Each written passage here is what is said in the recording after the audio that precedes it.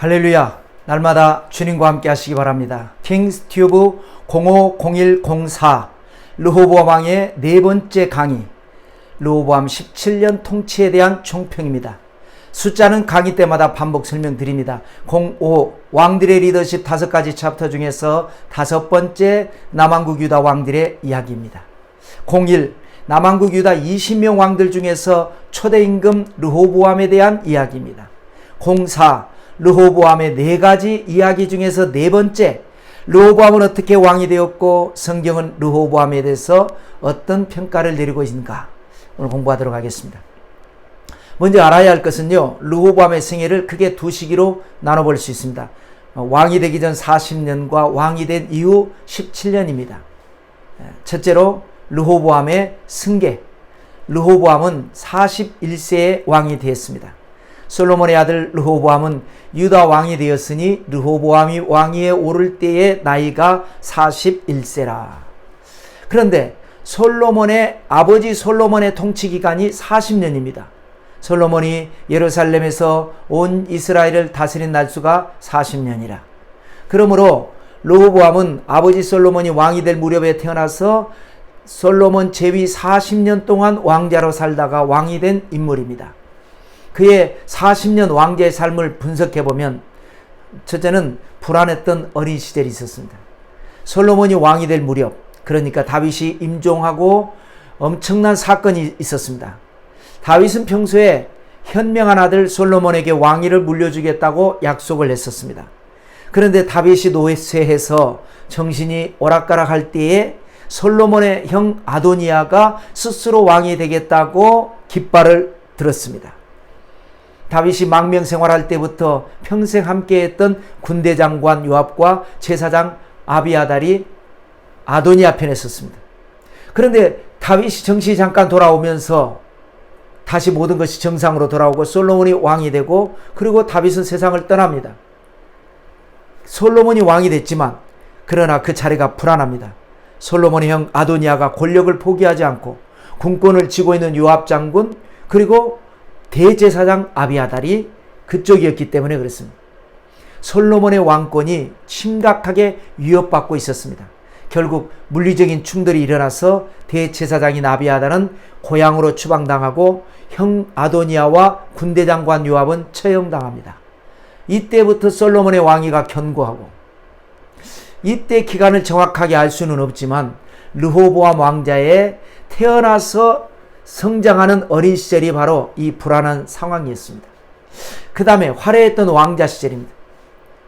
입지가 불안정한 솔로몬은 기브온 산당에 올라가서 1000번제를 드렸습니다. 전적으로 하나님만 의지한 믿음의 행위였습니다. 하나님은 감동하셨고 하나님께서 지혜와 축복을 주셨습니다.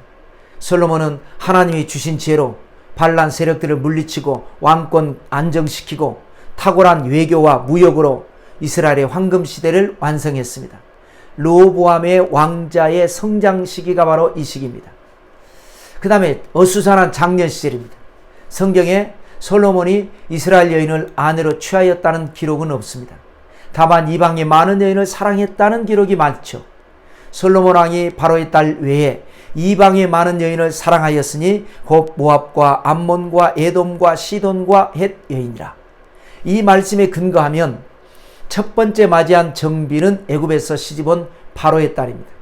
그 다음에 두 번째는 모압 공주, 세 번째가 암몬 공주인데, 이 암몬 공주에서 태어난 아들이 바로 르호보암입니다. 르호보암의 어머니의 이름은 나아마요 암몬 여인이더라. 애굽의 공주나 모압의 공주는 아들이 없거나 아니면 아들이 있음에도 불구하고 르호보암이 서열을 무시하고 왕이 되었을 것입니다. 왜냐하면 솔로몬은 말년에 부인들의 우상 숭배나 자식들에 대해서 방관한 흔적이 있기 때문에 그렇습니다. 르호보암 왕은 예루살렘에서 스스로 세력을 굳게 하여 다스리니라. 둘째로 르호보암의 평가입니다. 르호보암 왕은 아버지 솔로몬의 40년 통치 기간에 절반도 못 되는 17년 동안 나라를 다스렸습니다. 그 17년 역사에 대해서 성경은 원년에는 가혹한 리더십을 발휘하다가 왕국 분열됐죠. 그리고 2년차, 3년차, 4년차, 3년 동안 북에서 신앙 찾아 귀순한 백성들 덕분에 강성해졌습니다. 강성해지니까 교만해져서 5년 차에 전쟁이 일어나서 많은 것을 잃어버립니다.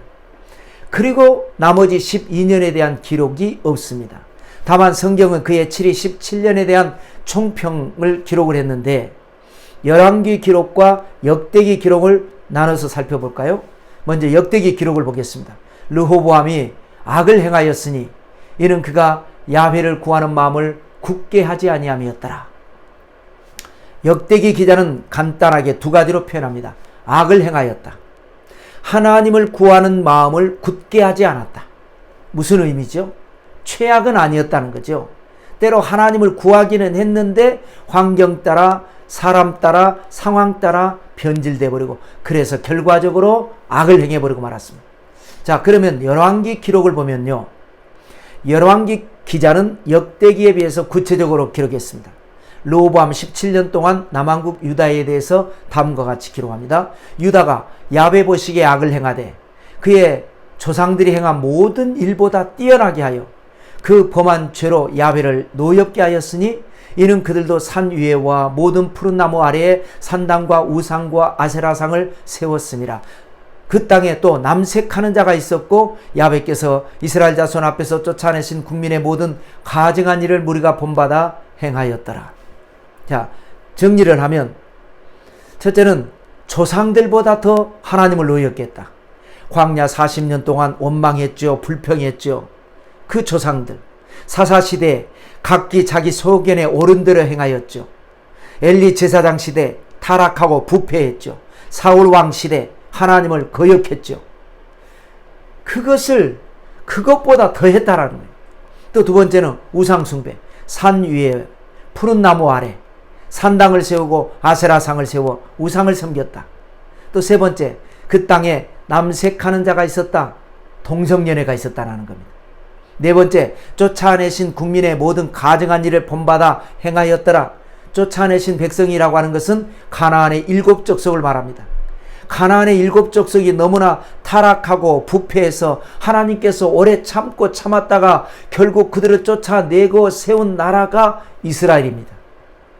그런데 사무엘 시대에 잠시 개혁에 성공했다가 사울이 왕이 되면서 개혁은 후퇴했고 다윗이 집권하면서 철저한 신분주의 국가가 됐는데 솔로몬 말년부터 시작된 우상 숭배가 르호보암 시대에는 이 가나안 풍습을 그대로 본받았다라고 하는 거예요. 그래서 우리가 교훈을 얻을 것이 공동체는 누가 지도자가 되느냐에 따라서 운명이 달라집니다. 또 지도자는 어떤 리더십을 발휘할 것이냐. 여러분, 이 왕들의 리더십을 통해서 여러분의 삶 속에 위대한 변화와 기적이 일어나시기를 주님의 이름으로 축원합니다.